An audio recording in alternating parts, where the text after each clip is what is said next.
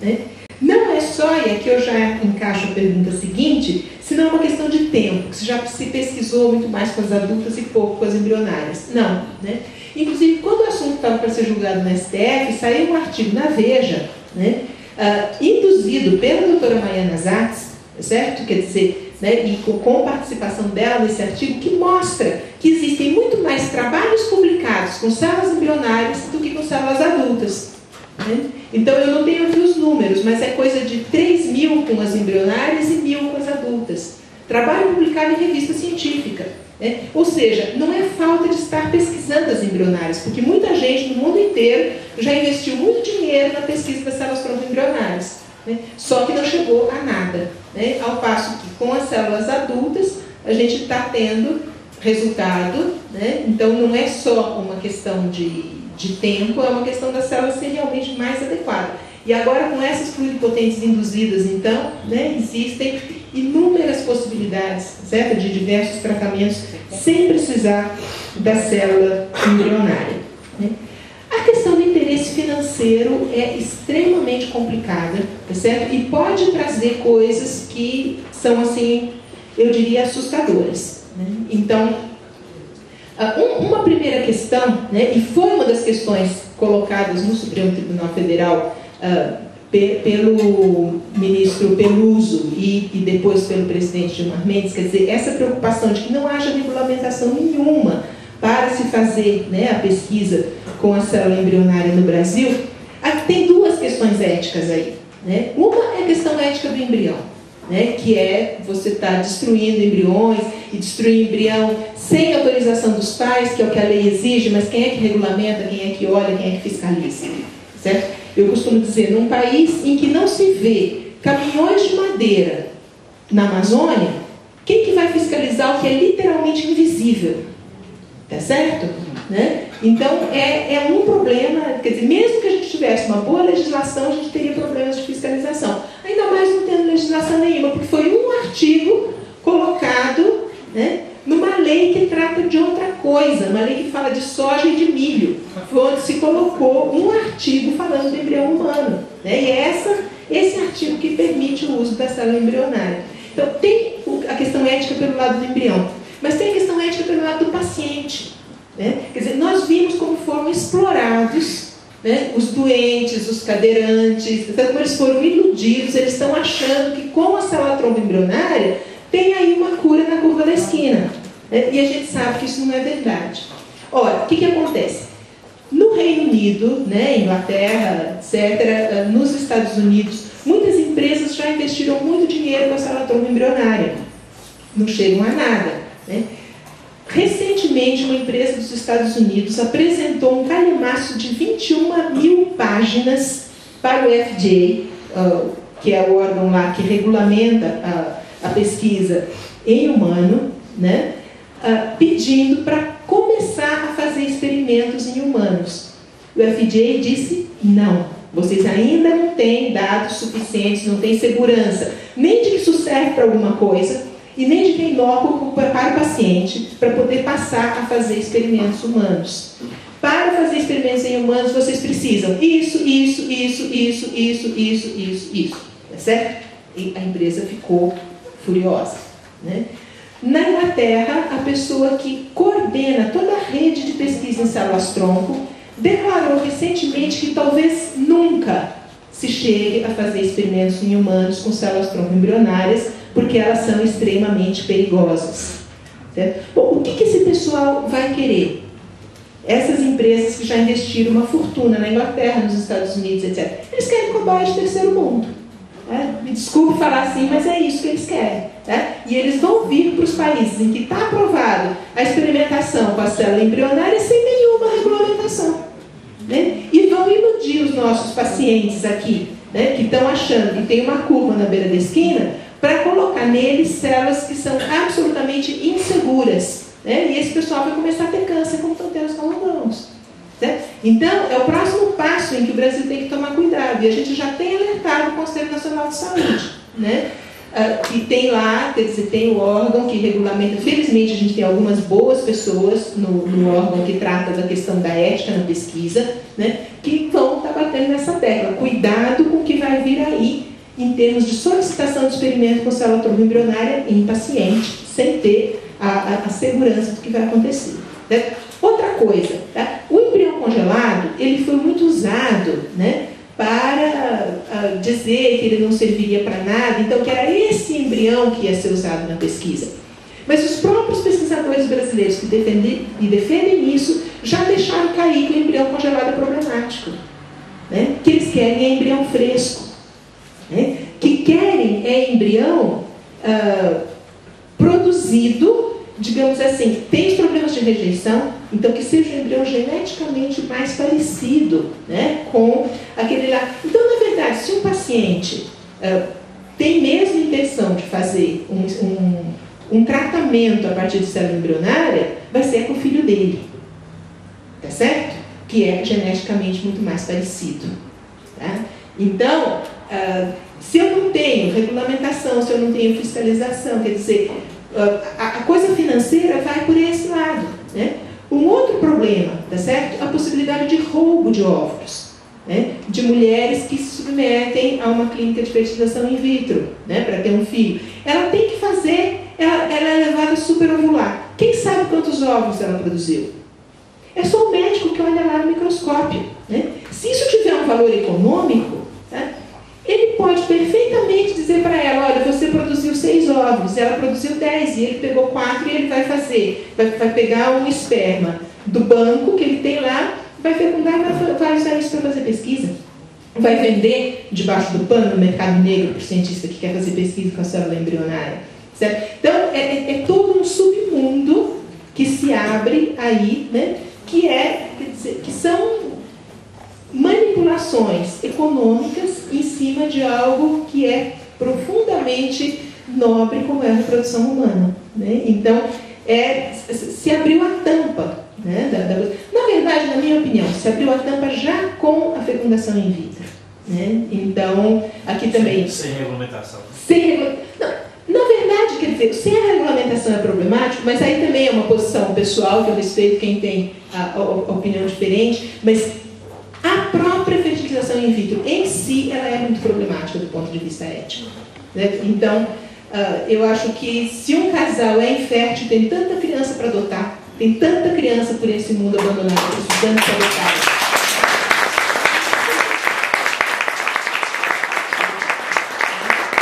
Porque a partir do momento em que você rompe uma primeira questão ética, você tem o problema, todo mundo pergunta, o que fazer com os embriões congelados? Né? Não tinha que ter sido congelados. Né?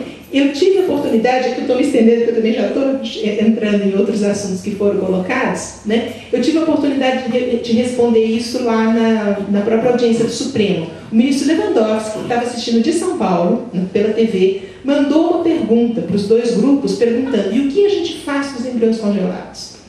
Né? Que é realmente uma questão complexa, né? Quer dizer, e se usou muito isso, já que eu não tenho o que fazer com eles, por que eu não uso para pesquisa? Né?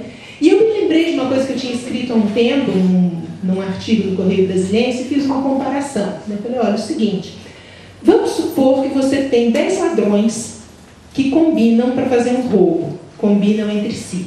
Né? Então, um vai ficar no carro, esperando os outros assaltarem o banco, o outro vai ser o que tem a habilidade de conseguir lá abrir o cofre do banco, outro vai ser o que vai prender os guardas, né? Então corre um maior risco, tá? Fazem o assalto, conseguem o dinheiro. Qual é o modo justo de eu dividir esse dinheiro? Eu dou o mesmo para todo mundo, ou conforme o risco que cada um correu, ou a expertise que tem, eu vou distribuir isso de uma forma diferente entre eles. Tá? Vocês percebem que isso é conversa de doido? Porque nem tem nenhum modo justo de dividir um roubo. Né? Então, depois que eu já ultrapassei a barreira da ética, eu realmente já não tenho uma resposta adequada.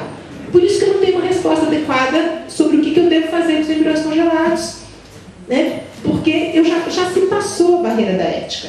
Né? Claro que tem coisas que são piores do que outras. Né? Se uns ladrões matar todos os outros para ficar com o dinheiro sozinho, claro que ele está fazendo outro crime em cima do crime que já fez. Como é o caso de você usar o embrião para fazer pesquisa. Né? Agora, lesado no seu direito, ele já está. Tá certo? Então, eu acho que isso que complica bastante toda a questão. Né? E de fato, quer dizer, isso que também foi perguntado, é algo que está ligado à própria técnica que é usada para fazer a fertilização in vitro, né? Que pode ser menos ruim se for feita como o Jair estava dizendo aí que a lei prevê, né? Se ela for feita com proibindo-se o congelamento dos embriões, né? E o desenvolvimento da técnica vai permitindo isso, tá certo? Porque antes você tinha muito pouca chance, né, do embrião que é implantado vingar, digamos assim, mas isso vai, né, com o desenvolvimento da ciência, já se consegue realmente, mesmo implantando um, implantando dois, fazendo só o daquela colocação, tá certo? Então, são coisas. A técnica de fertilização in vitro ela tem muitos problemas que ainda vão aparecer outros aqui na nossa frente, tá certo? Um deles é que a gente passa por cima de algo que a natureza, né? A gente sabe a natureza comandada por Deus, né? Ao longo de tantos anos foi desenvolvendo, que é a seleção natural, né? Então, muitos técnicos aqui, no Brasil principalmente, se faz fecundação in vitro pegando o espermatozoide e injetando no óvulo, tá certo? Então, é o biólogo olhando no microscópio quem escolhe o espermatozoide. Quando, na realidade, na natureza, o espermatozoide que fecunda é o campeão de uma corrida. Vocês percebem a diferença que tem isso? Né? Nós ainda vamos sentir isso no decorrer dos anos, tá certo? Esse bypass da natureza que está sendo feita com a fertilização in vitro, né? A pílula do dia seguinte, tá? Então, aqui a gente tem má notícia, tá certo? A pílula do dia seguinte é abortiva, o DIU é abortivo e a pílula normal também é abortiva, tá? Então, a pílula do dia seguinte, ela praticamente é abortiva sempre, né? Porque o que ela impede? Ela impede que o óvulo fecundado se fixe no útero, né? Então, ou seja, o óvulo é fecundado, existe o zigoto, existe um novo ser humano, ele simplesmente chega no útero e ele não tem onde se alojar. O DIU tem exatamente o mesmo efeito, só que por uma coisa mecânica, né? Pelo dia seguinte é por uma coisa química, o DIU é por uma coisa mecânica. A pílula comum, houve o dia em que ela foi anticoncepcional, né? Ou seja, que ela impedia a concepção. Só que para ela impedir a concepção, eu preciso de uma dosagem muito grande de hormônio. E quando eu uso essa dosagem muito grande de hormônio, a pílula dá muitos efeitos colaterais. Então, está se diminuindo a quantidade de hormônio que ela tem, né? Então, às vezes, ela impede a concepção. Mas se ela não impedir a concepção, ela impede a implantação. Então, ela também pode ter um efeito abortivo. E ninguém sabe que mês que isso vai acontecer ou não. Tá certo? Então, na realidade, a gente está, né, em todo esse campo, numa questão aí bastante complexa, né, do ponto de vista, enfim, de respeito à vida humana, né?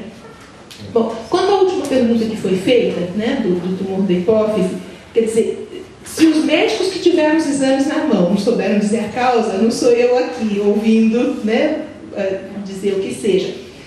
Quase todas as doenças humanas têm um componente genético e têm um componente de, como que fala?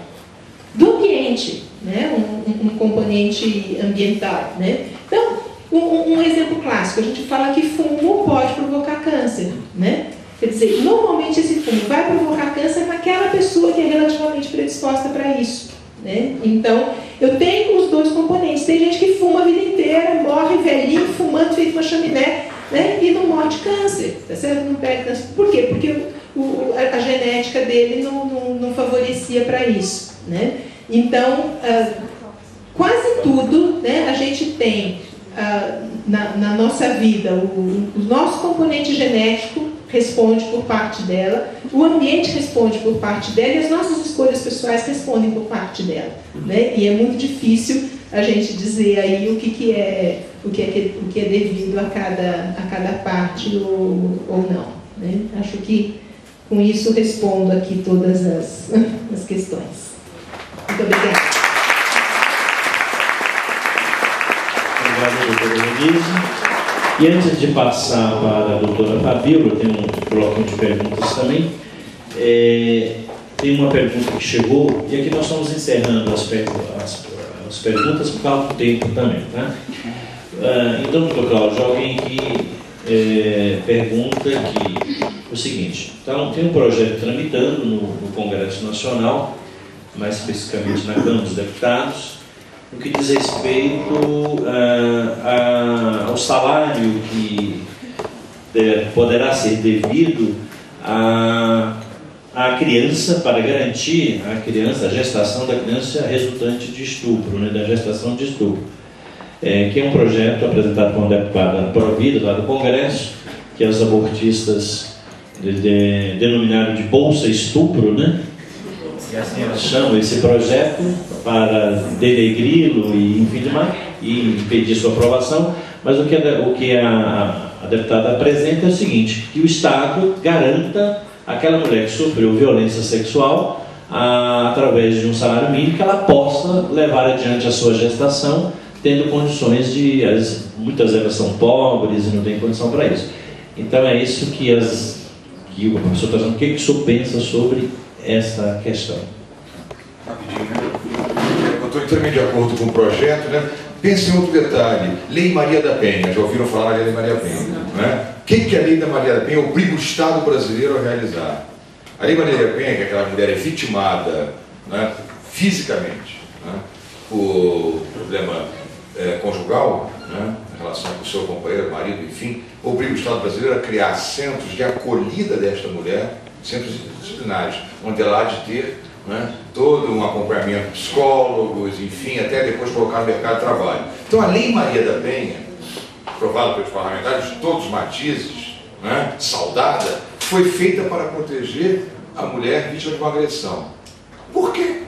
Porque esses mesmos centros que vai acolher a mulher vítima de uma agressão não pode acolher aquela irmã abandonada no momento que sabe está grávida pela família, pelo companheiro, enfim. Vejam, né? Ninguém, em relação à mulher agredida, vamos criar centros e tal. E agora, aquela mulher que é naquele momento difícil da sua vida, essa não fica isolada? Entende? É só ampliar um pouquinho o conceito que já está normativo na Lei Maria Penha e estendê-la para a defesa também da mulher grávida. É tão simples. É tão simples. O mesmo local que acolhe aquela que foi vítima, né, de uma violência maior ou menor na sua integridade física, há que acolher aquela que tem uma vida e que ela quer, mas está sendo quase compelida a rejeitar pelo abandono total. É isso, vejo que não tem grande dificuldade. Em caso de Vila também, a própria antropóloga que se coloca contra nós, não é? Aqui, Débora Diniz, ela fez uma pesquisa, coisa para a gente pensar também. E eu tive acesso a essa pesquisa, ela foi público também, né? Mas veja bem, a grande tese qual é para justificar o aborto no país? Estou falando muito rápido nisso, quer dizer, seria outra manhã, né? Mas seria daquela mulher pobre, desgraçada, né, sem patrimônio, né? E a pesquisa da Débora Diniz, que conclui que o índice de aborto é praticado por quem? Por quem tem o segundo grau completo e tem emprego. Então, aqueles que defendem, os abortistas, né, que defendem o aborto, estão com uma argumentação completamente equivocada. Né? Quem está praticando é quem tem segundo grau completo e tem emprego. Posso complementar? Engravidou do marido e tem outros filhos. E tem entre 20 e 29 anos. Está entre Esse 20 e 29 é o anos, dado. engravidou do próprio marido. Então, essa a tese do lado contrário por completo. Aí, né? Vamos ouvir a Fabíola. Isso. Obrigado, doutor Cláudio. Aqui para a Fabíola tem 4 questões, se ela puder já anotando aí, as questões é o seguinte: a espiritualidade, aí são questões do âmbito da doutrina espírita.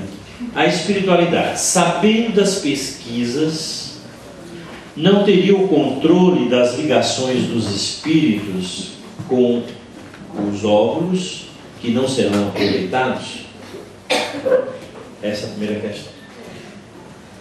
A segunda questão: em caso de estupro, não existe o magnetismo dos pais no processo? Ela faz uma afirmação primeiro. Em caso de estupro, não existe o magnetismo dos pais no processo reencarnatório. Como fica a decisão do aborto? nesse caso. Como fica a ligação espírito-embrião congelado durante tantos anos, pois sabemos que o espírito fica ligado ao futuro corpo encarnante, o encarnado, né? Essa é outra questão. E a última é: a doutrina espírita ensina que entre a vida da mãe, que já existe, e a do feto, é preferível que se sacrifique o segundo, a do feto, e que no aborto espontâneo o espírito recebe outro corpo. E ainda que o espírito é o ser principal, sendo o corpo mero instrumento dele, não seria o caso de dar oportunidade de cura a alguém, no caso, evidentemente, das separações embrionárias.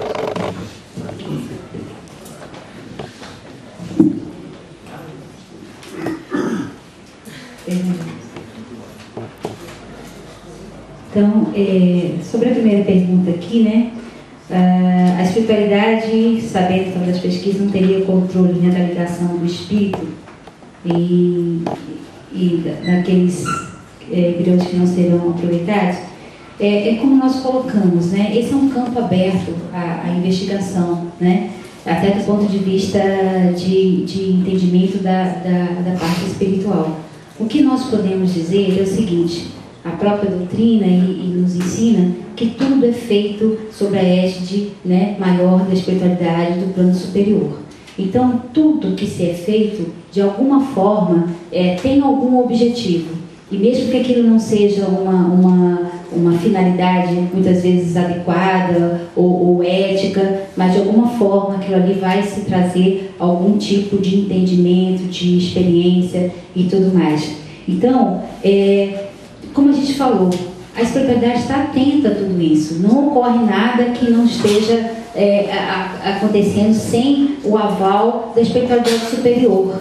Agora, existem questões que são questões muito mais vinculadas à própria história daquele espírito que vem com uma experiência terrestre, muitas vezes através de um embrião congelado, desse tipo de fertilização in vitro, por questões que muitas vezes fogem à nossa compreensão.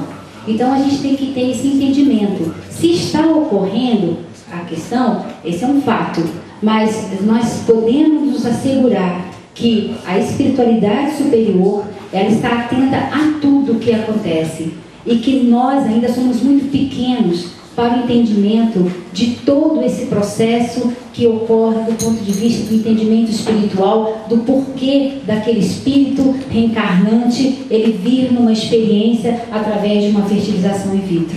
Então nós temos que ainda tentar entender um entendimento mais do ponto de vista de entender que tudo tem um objetivo e com certeza por trás disso aí também tem uma finalidade, né?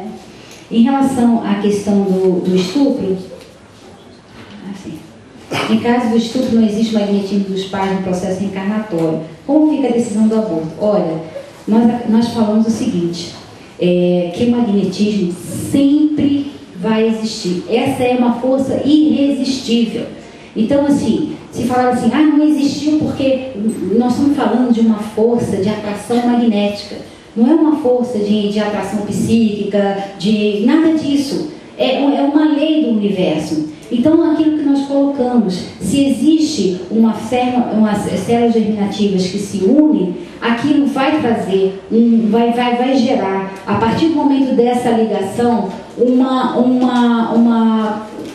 formação, independente da vontade ou não, uma formação de um trabalho de todas as células germinativas, da própria célula do DNA, trabalhando num diapasão de outra vibração, e com isso dá desencadeamento da formação ali de um embrião, desde que esteja ali a ligação do espírito. Então, assim, mesmo estupro, há sim essa força irresistível que nos fala na Gênese.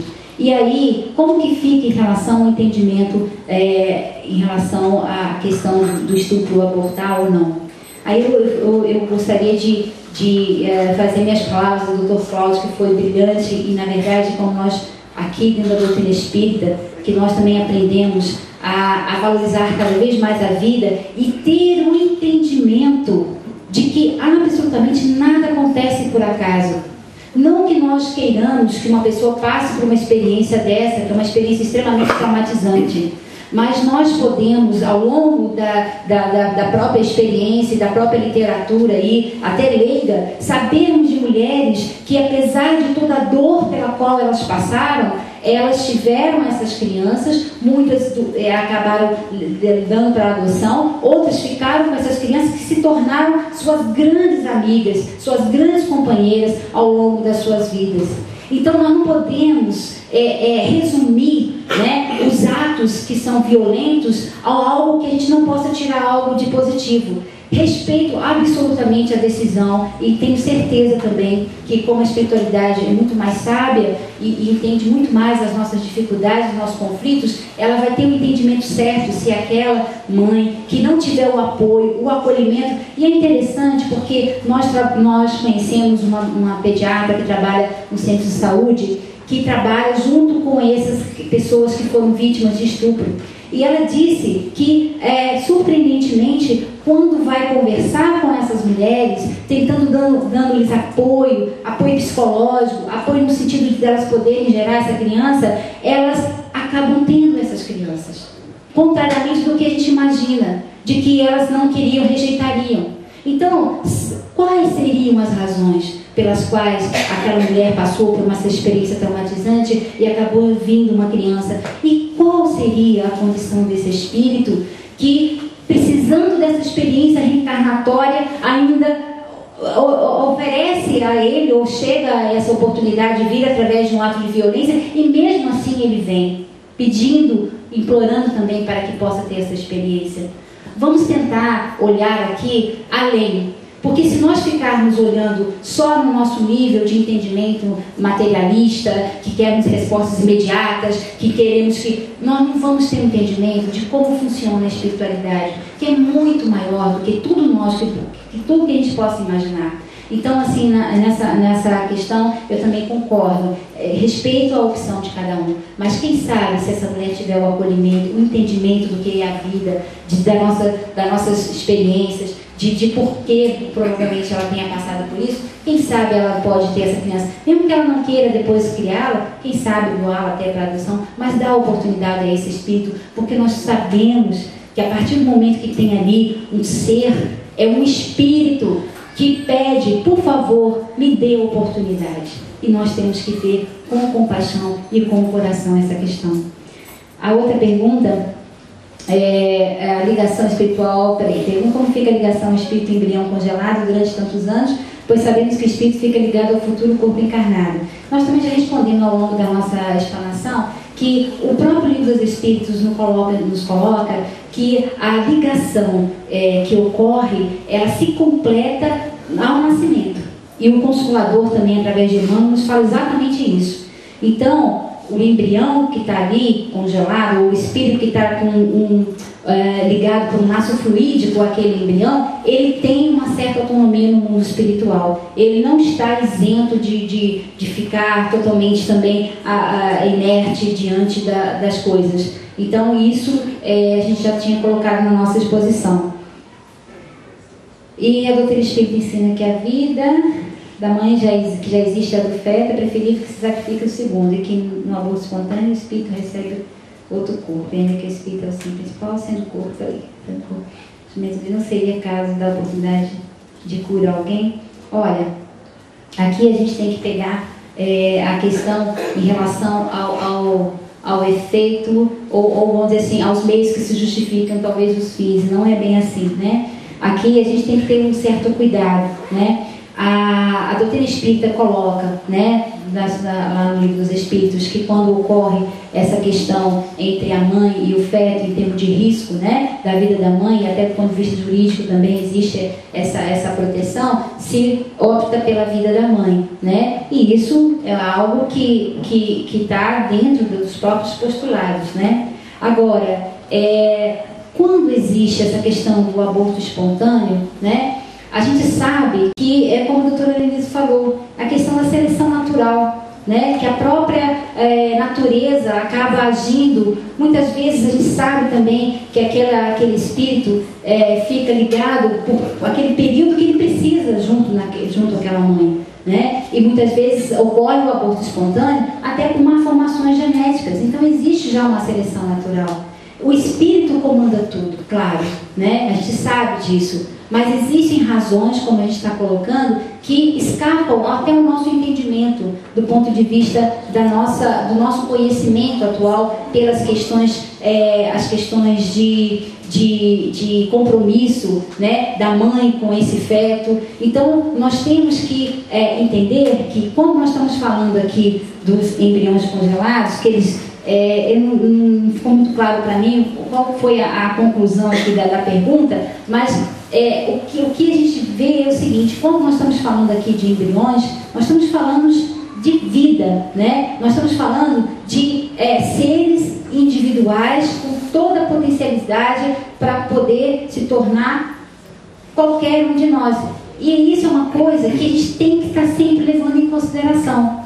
Se eventualmente, então isso aí poderia, eu acho que por ter todas as argumentações feitas pelos meus antecessores aqui, a gente está vendo que não existe argumento para justificar a destruição dessa vida em função de um benefício que talvez nem ocorra para as outras pessoas.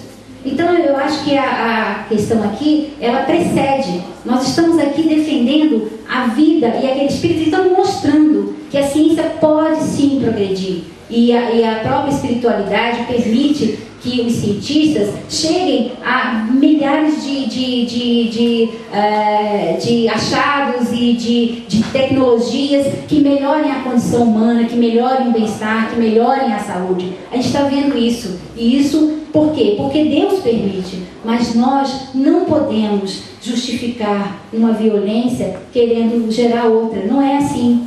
Então, a questão fica bem clara. A questão vamos defender a vida. Por quê? Porque está se mostrando cada vez mais que a pesquisa com células embrionárias, ela não é o que se passa na mídia, não é essa panaceia que vai curar todo mundo. Então, que nós, dentro da doutrina, nós não aprendemos isso, a respeitar a vida, ao entendimento do ser como algo imortal, que passa por experiências muitas vezes dolorosas, mas que são importantes para o seu próprio plano de vida, para o seu crescimento. Então eu acho que esse é o entendimento que nós temos que sair daqui, tá? E é isso. Pessoal, não acabou. Bem, nós vamos fazer o seguinte, nós vamos dar a palavra para o doutor Cláudio. É o seguinte, eu vou dar a palavra para o César, e aí a parte final eu pediria que todos ainda ficassem um pouquinho mais, e nós vamos tratar de uma coisa importante, que é a questão da Marcha Nacional do dia 10 de setembro, e a gente precisa da participação da comunidade espírita, como foi a do ano passado. E nós estamos meio que percebendo que a coisa não engatou ainda, né? Então a gente precisa conversar um pouco sobre isso. Então eu pedi, nós vamos dar com isso a liberdade para os nossos expositores que quiserem. A dona Doralice quiser ficar, porque ela não é presidente do nosso movimento, se ela puder e quiser permanecer, tudo bem. Eu vou passar a palavra para o César, depois para o doutor Paulo e para os três fazerem as suas considerações, e para o César Moutinho, o César Pena. É porque tem dois César, a gente confunde aqui. É o César representando aqui a Federação Espírita Brasileira. Bom, pessoal, nós tivemos uma manhã, eu tenho a impressão que extremamente feliz, oportuna, com a participação dos três convidados, discutindo um tema complexo, polêmico, mas trazendo aí a luz e trazendo formas de compreensão dentro de uma visão espiritual. E é sobre isso que nós estávamos meditando. Imagine, todos nós, evidentemente, que tivemos e temos problemas sérios em nossas vidas. Qual seria a nossa reação, o nosso comportamento, a nossa atitude, se nós não tivéssemos uma visão e uma orientação de natureza espiritual? Seria muito difícil. A mesma coisa com relação aos problemas que nós estamos vivendo. Infelizmente, nós estamos passando por épocas em que nós sofremos aí influências e interferências de doutrinas, de propostas e de ações que confundem o fato do Brasil ser um Estado laico, porém, a sua Constituição e as reuniões do Congresso Nacional ocorrem sob a proteção de Deus, com o Estado que é ateu, né? De onde vem todas essas propostas, inclusive partidárias e políticas, tentando aí minar a maneira de ser e de pensar da sociedade brasileira. Então nós gostaríamos de deixar aqui o nosso apoio à Federação Espírita do Distrito Federal e dizer que a FEB, ela continua colocando à disposição as suas 3 campanhas: em defesa da vida, viver em família e construamos a paz, promovendo o bem. Todo o material que vocês necessitarem para essas campanhas será disponibilizado, porque são assuntos, temas que se integram. Nós deixamos os parabéns, as congratulações à Federação Espírita do Distrito Federal, a todos vocês, e renovamos os agradecimentos aos membros dessa mesa. Muito obrigado. Eu passo agora a palavra ao César, que vai aí fazer os agradecimentos aos nossos expositores, e depois a gente passa para a questão prática aí da marcha. Nós, nesse instante, a gente gostaria realmente de agradecer a presença de todos, né, do Dr. Paulo Pérez, que nos recebeu lá na sua sala, lá na Procuradoria. Tivemos um momento até muito descontraído, né? Doutora Lenise também, que está aí no movimento, também nós agradecemos muito a sua presença, foi muito valiosa. Doutora Fabiola, que já não é a primeira vez, né? Está sempre aqui atendendo às solicitações que a gente faz em relação ao tema. E nós agradecemos também a presença do César, aí representando a FEB. Gostaríamos de até enviar um abraço ao Nestor, viu, César? E dizer que também estamos junto com a FEB nessas campanhas. Na verdade, até um agradecimento mesmo, porque há muito a gente vinha tentando trabalhar estes 3 temas, na verdade. E há algum tempo atrás, até por solicitação de outros estados também, a gente conseguiu que essas campanhas passassem a ser até permanentes, né? Um caráter permanente, que não pode deixar de ser. E isso aí a gente tem que estar trabalhando constantemente, porque sempre tem um dado novo a contribuir aí, que a gente possa realmente vir a trabalhar exatamente esses 3 temas. Então, nosso agradecimento a todos, inclusive a vocês, porque na verdade, se vocês não estão aqui, né, a gente estaria aqui com um grande trabalho, porém, né, para nós mesmos, né? E isso aí é importante, porque vocês também são multiplicadores dessa ideia.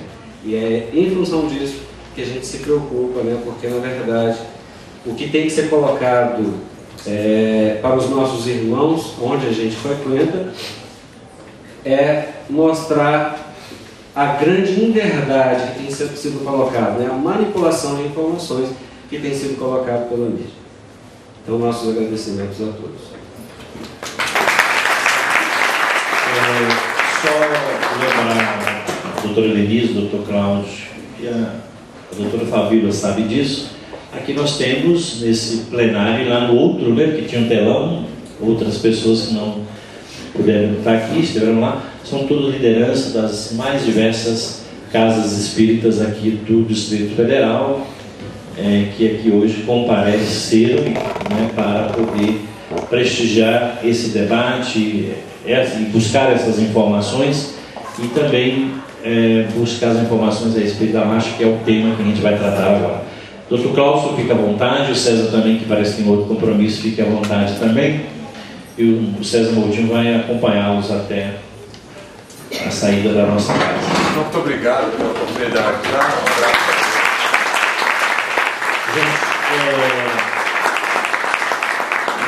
Eu queria que vocês não dispersassem, porque agora é o momento da gente efetivar esse trabalho. Bem, aqui vocês vão receber, no dia 10 de setembro, nós vamos fazer a Marcha Nacional da Cidadania pela Vida.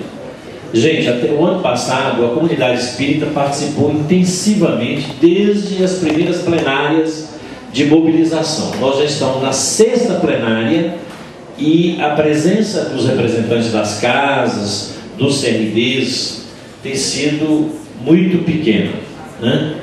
E a gente precisa da comunidade espírita, de vocês, as lideranças, os líderes de cada casa, para mobilizar as pessoas, para que no dia 10 de setembro nós tenhamos não só 20 mil pessoas como tivemos no ano passado, mas que possamos ter muito mais do que esse número que alcançamos em 2007.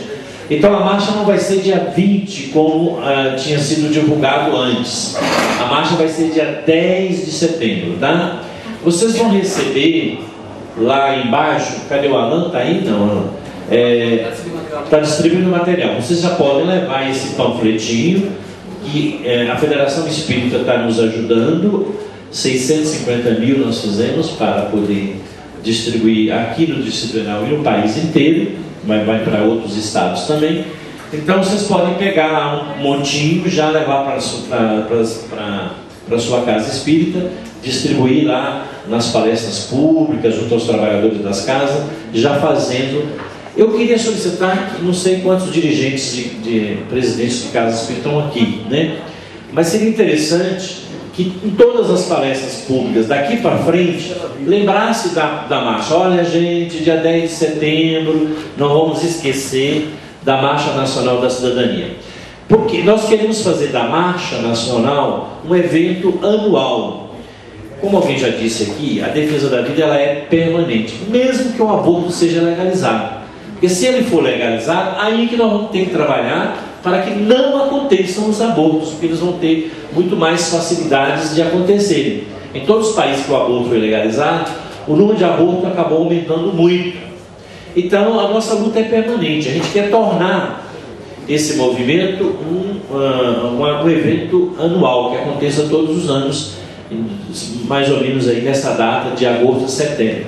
Tá certo? Hoje nos Estados Unidos, lá existe a March for Life, que é um evento que acontece todos os anos, que hoje reúne 1 milhão de pessoas nos Estados Unidos. E lá o aborto é legalizado já há muitos anos, né? E começou essa marcha muito antes da legalização do aborto. Então ele quer fazer disso aqui um evento cada vez maior. E para isso a gente tem que participar, tá certo? Então vocês vão levar esses folhetos já para divulgar. Agora, nós decidimos na última plenária, que tem tido a presença muito forte dos católicos na mobilização que fizemos até agora, nós vamos fazer o seguinte, decidimos o seguinte, o Enis inclusive nem sabe disso, vai ficar sabendo com vocês aí, com a decisão da última plenária, que fizemos no sábado agora. Nós vamos descentralizar as plenárias de mobilização. O que nós chamamos de plenária de mobilização? Chamando as lideranças, os multiplicadores, os formadores de opinião, para um momento que se encontre e aí se estabelecem as tarefas e o trabalho. Nós temos feito até agora na nossa sede, fizemos 6 plenárias lá. E aí decidimos o seguinte, vai ter uma plenária em cada cidade do Distrito Federal. Tá? Então, cada uma das cidades vai ter uma plenária de mobilização para a marcha. E essas plenárias vão acontecer nos dias 16 e 17, que é um dos finais de semana, e, se não me engano, 23 e 24. Tá? Foram formados lá, já das lideranças católicas que lá estavam, já foi feito alguns núcleos em cada cidade. O que a gente está querendo aqui? É que vocês se associem a essa equipe para poder reforçar a mobilização. A gente estabeleceu uma meta de ter em cada cidade, em cada uma dessas plenárias, no mínimo 200 pessoas que vão fazer o trabalho todo de mobilização. Quer dizer, reunindo católicos, evangélicos, espíritas e outras instituições, que a gente possa ter lá 200 multiplicadores da chamada para a marcha. Essa que é a meta que a gente estabeleceu. E aí nós precisamos também de vocês nesse trabalho. Eu não tenho aqui a relação já das equipes, mas vocês poderiam buscar essa informação através do nosso telefone da sede, que está aqui nesse folheto. Deixa eu ver se está. Está. Nesse folheto aqui tem o telefone lá da sede do Movimento Brasil Sem Aborto, tem o e-mail e tem o site. Então, através do e-mail e do telefone, vocês poderão ficar sabendo, falar, olha, a nossa Casa Espírita quer mandar alguém para ajudar nessa organização da plenária. Então, poderia estar lá alguém.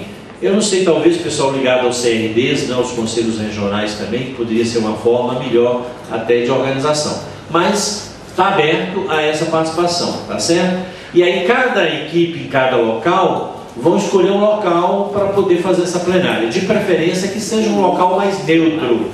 Por que o local mais neutro? Para que o evangelho... Porque se for na Casa Espírita, o evangelho... na Casa Espírita eu não vou.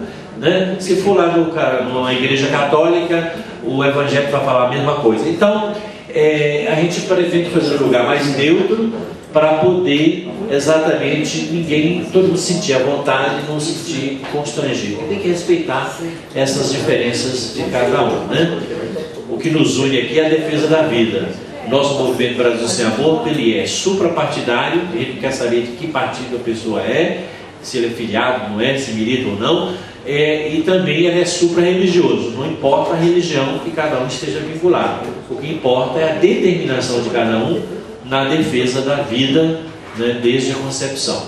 Então, eu não sei, eu queria até fazer uma pergunta aqui, mais ou menos sabendo quais as cidades. Aqui nós temos gente de todas as cidades, eu não sei. Do plano piloto, quem está aqui no plano piloto? Só para a gente ter uma ideia do plano piloto. Do primeiro CRD é o plano piloto e as cidades adjacentes, né? Guará, tem alguém do Guará aqui? Tem o pessoal aqui do Guará. Guará, Núcleo Bandeirante, tem gente do Núcleo Bandeirante. Taguatinga, tem gente aqui de Taguatinga. Pois é, Taguatinga lá, Braslândia, o pessoal lá ligado à paróquia do Padre Santo, viu, Braslândia? Para ajudar na mobilização lá, a Paula, que é a nossa coordenadora lá. Tem alguém de Samambaia aqui?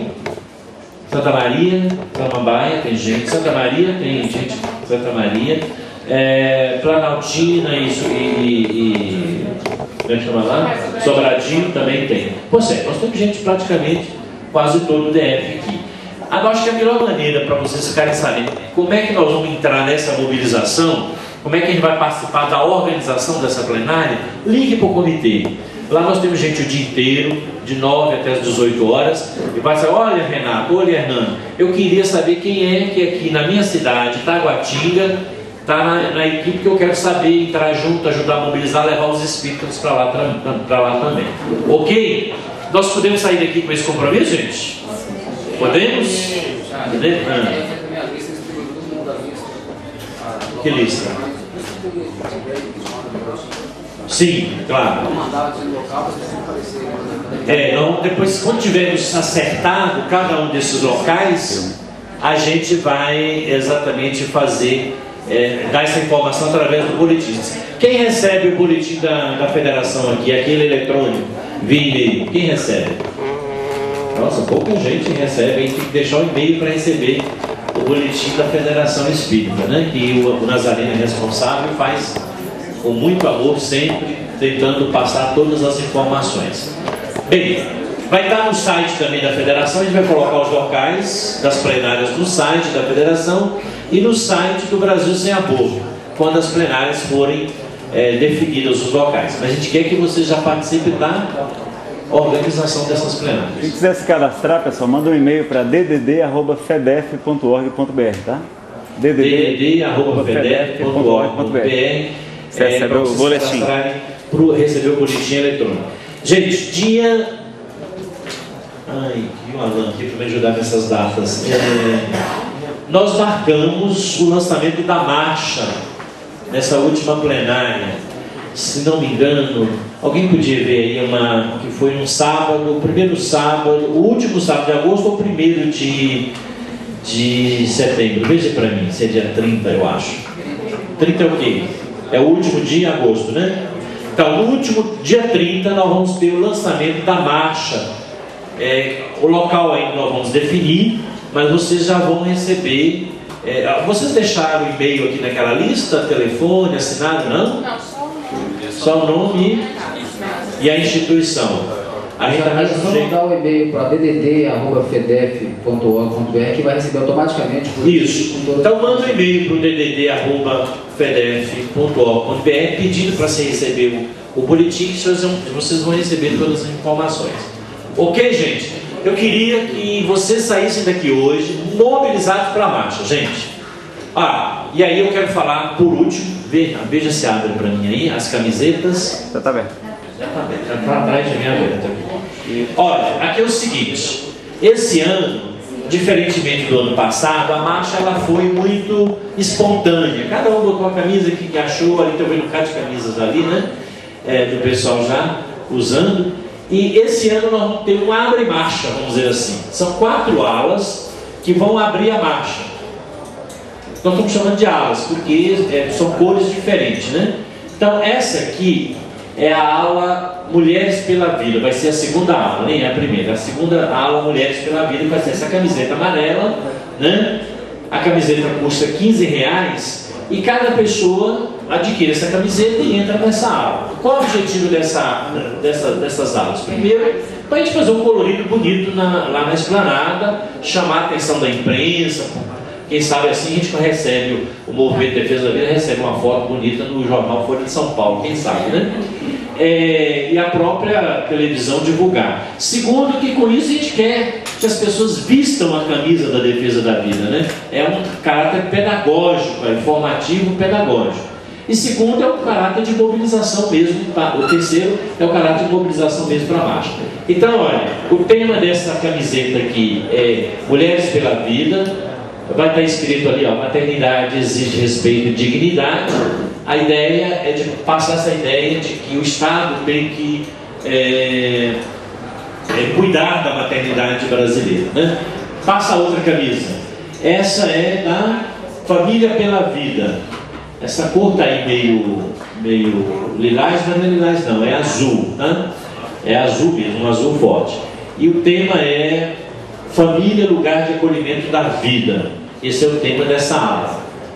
E vamos lá, a terceira. Passa aí a branca, que é a última, que é Pela Vida, Pela Paz, que é a última ala. E aí tem uma frase de Madre Teresa de Calcutá: o maior destruidor da paz é o aborto, né? Que é uma das frases de Madre Teresa de Calcutá. Mas tem a primeira que não passou. Cadê a Deixe-me Nascer? Isso. Essa é a primeira ala, que é o Deixe-me Nascer.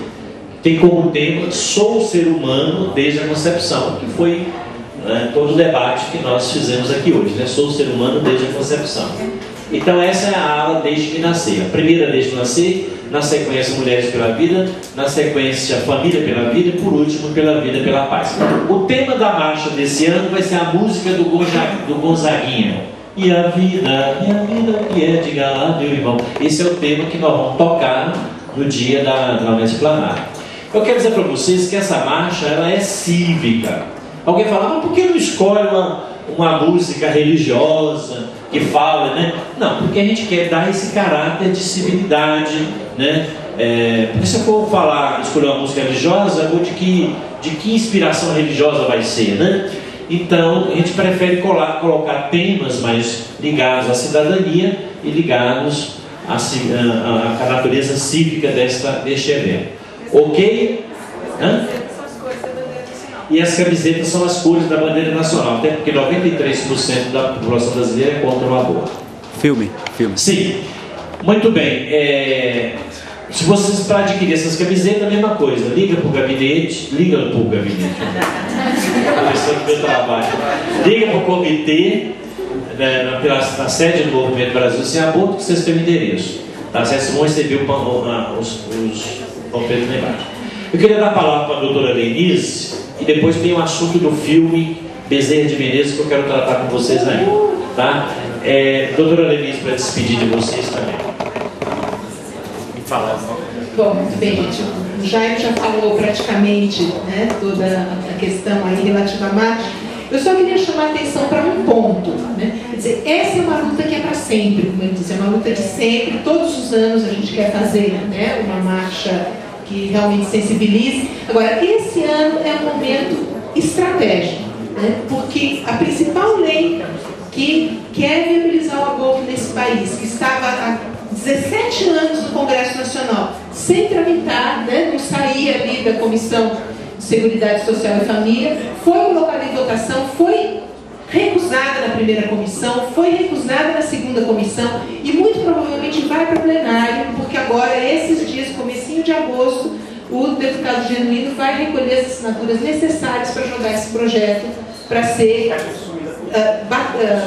discutido no plenário do Congresso Nacional. Ou seja, é um momento fundamental que o povo brasileiro saia às ruas para mostrar para o Congresso, né, que nós estamos atentos a essa questão, que essa questão vai influenciar nas eleições de final de ano, tá certo? Que essa questão é algo que o povo brasileiro insiste em querer ter realmente uma palavra aí, um papel, que nós somos contra o aborto. Então, se essa marcha for uma marcha realmente representativa, significativa, nós vamos estar com uma carta na mão fenomenal para jogar no Congresso Nacional, né? E já que se mexe lá dentro, sabe como essa coisa funciona. Então, seria muito importante ter essa mobilização muito grande para essa marcha agora do dia 10 de setembro, né? E nós contamos aí com a liderança de vocês para isso, né? Como já me falou, um movimento suprapartidário, suprarreligioso, né? E a comunidade espírita tem estado pouco representada, e no ano passado ela foi muito representativa. Então seria realmente importante a participação de vocês, né? Então fica aqui o meu agradecimento. Fiquei impressionada com a plateia aqui hoje de manhã, tanto pelo número como pela qualidade das participações, das perguntas, etc. E agradeço muito realmente ter tido essa oportunidade de estar aqui com vocês. Muito obrigada. Eu que agradeço. Pessoal, aí você pode ficar.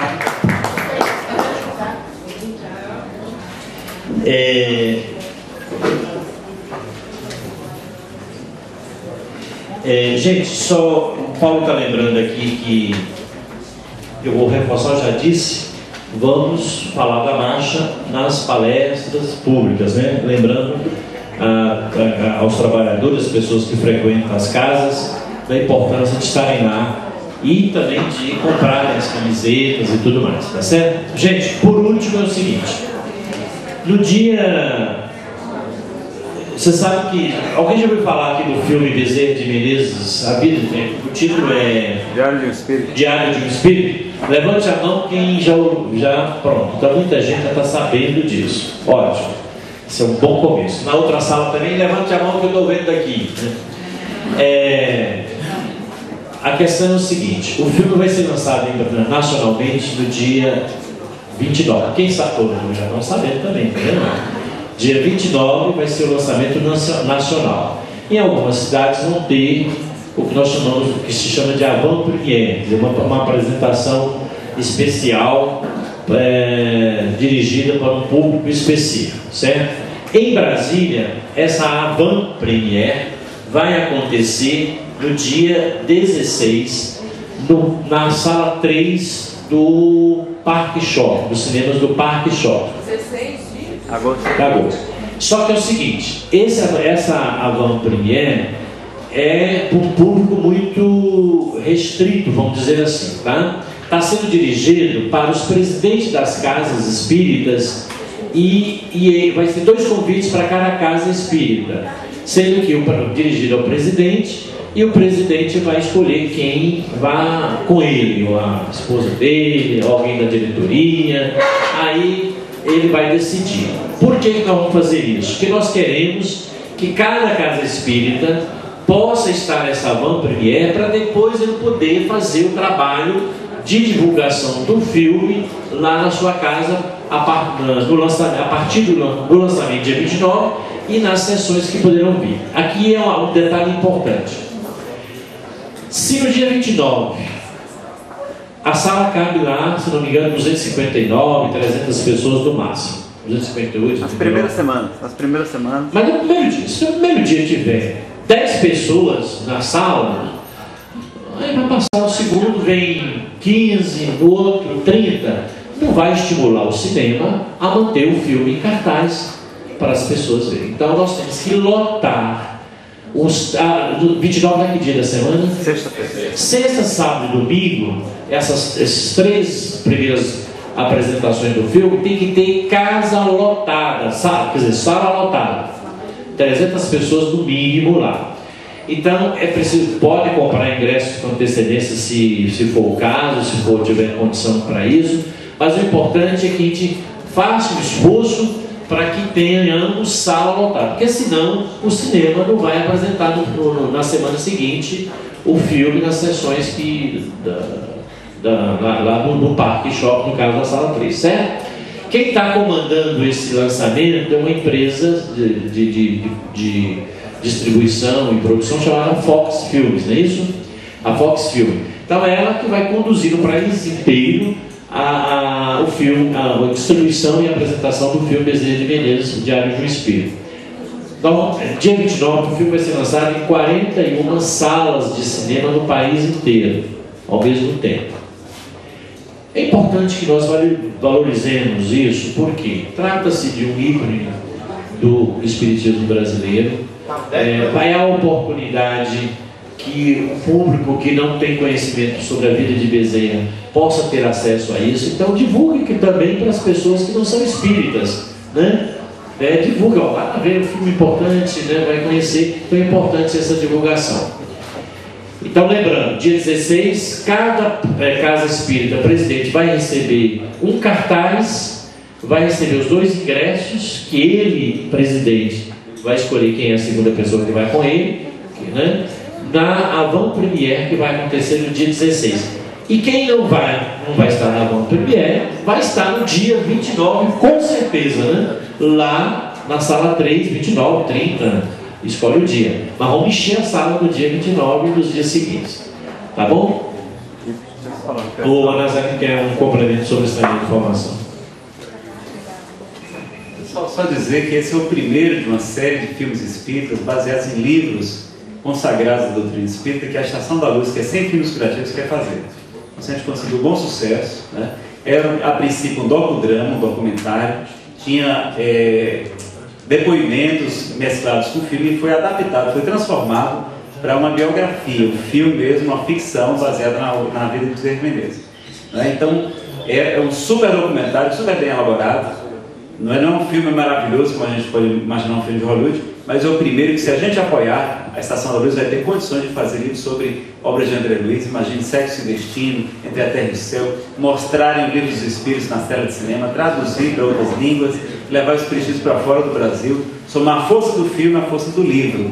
Então seria muito bom se a gente pudesse contar com o apoio de vocês todos, lá a partir do dia 29. As primeiras semanas a gente garantir uma boa audiência para que permaneça em cartaz, a gente consiga um mínimo de bilheteria para arrecadar recursos para lançar novos filmes. Esse foi gasto R$1.700.000 nesse documentário que foi transformado em ficção, tá bom? Material de primeira, atores consagrados, Carlos Beleza, Paulo Goulart Filho, Caio Blatt, B. de Paiva, Nanda Costa, uma série de atores, o Lúcio Mauro também. Então a gente vai estar fazendo um pouco que querem que vocês nas suas casas mobilizem o grupo do Ed, o grupo da Melhor, pessoal, vamos tirar um dia da semana para a gente ir lá assistir o filme, né? Então a gente tem esse apoio da Estação da Luz, tá bom? Mais informações no site www.bezerrademenezesofilme.com.br bezerrademenezesofilme.com.br.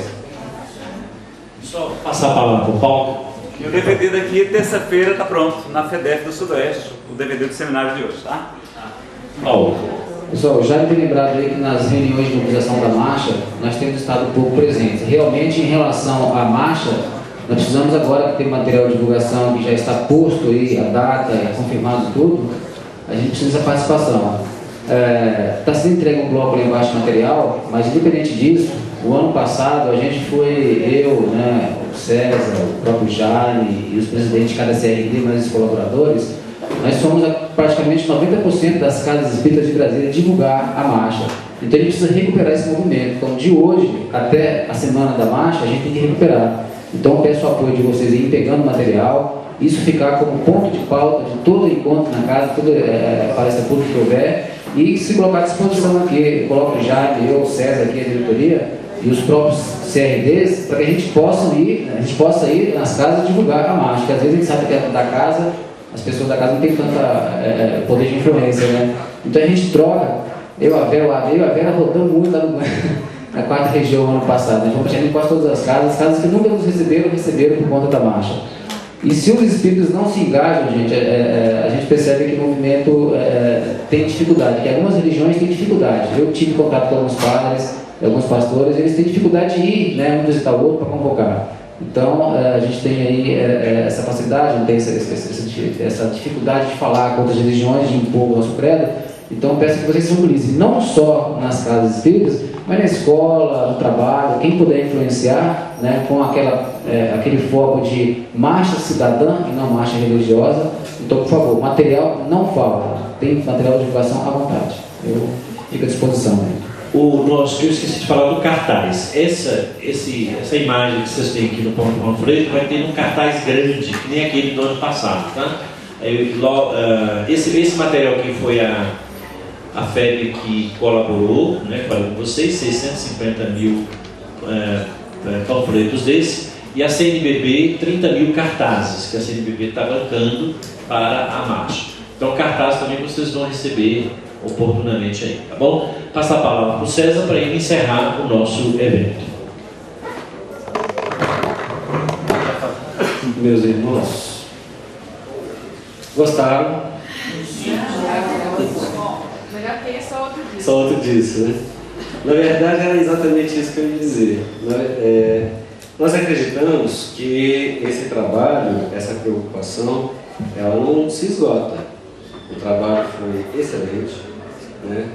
Mas as informações muito, muito úteis para todos nós, mas não se esgotam, né? Pelo contrário, eu acredito que para nós espíritas o trabalho simplesmente está começando.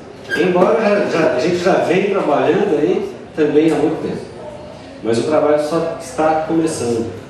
Até porque não gostaríamos de pensar nisso, mas vai que passe realmente no Congresso ou via Supremo alguma coisa que venha realmente a facilitar, né, vamos dizer assim, ao aborto, aí é que nosso trabalho vai dobrar.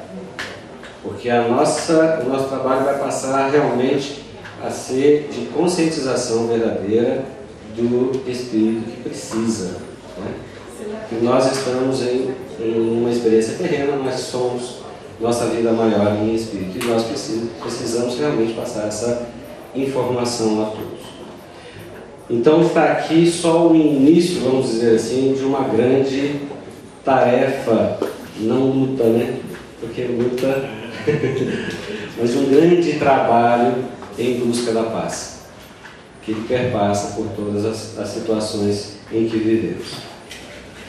Nós, para a realização desse evento, gente, os eventos que a Federação tem feito são todos gratuitos, né? E a própria manutenção deste prédio, do outro prédio lá no Sudoeste, a gente tem sentido uma certa dificuldade da manutenção financeira.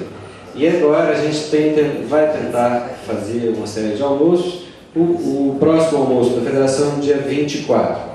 Não é obrigatório, mas aquele que quiser participar, os convites estão lá embaixo com o pessoal.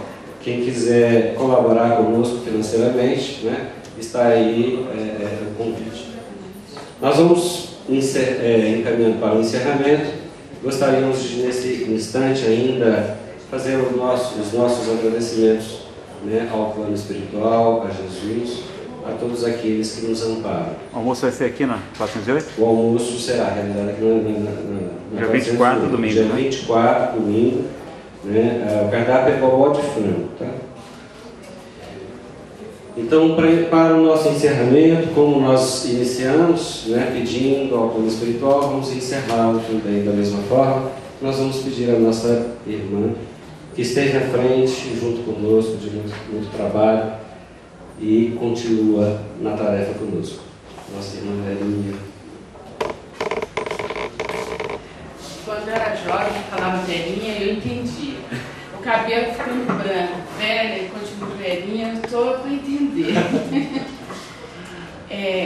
Vamos agradecer. Amado Pai de todos nós, Mestre Senhor Jesus, bondosos amigos, e conosco estão nos incentivando, nos ajudando, nos impulsionando neste trabalho que, de alguma forma, já realizamos aquilo que Kardec prevê na questão das religiões do futuro. Estamos já unidos nestes ideais. Já estamos começando essa grande marcha, este grande trabalho. Agradecemos também, Senhor, a oportunidade de estarmos aqui, unidos, reunidos nos mesmos ideais. Preservação da vida, continuidade da vida. Até mesmo garantindo o nosso retorno, que muitas das vezes falamos em gracejo. Obrigado, Senhor. Obrigado por cada oportunidade. Obrigado por cada oportunidade que temos agora a obrigação, a responsabilidade de estarmos divulgando os postulados da doutrina, os postulados cristãos que Jesus nos repassou em questão de amar a Deus e respeitar o nosso próximo, que o nosso próximo já é uma pequena célula. Obrigado, Senhor. Se a Tua paz a nos fortalecer e nos amparar, para que em momento algum vacilemos, em qualquer que seja a situação.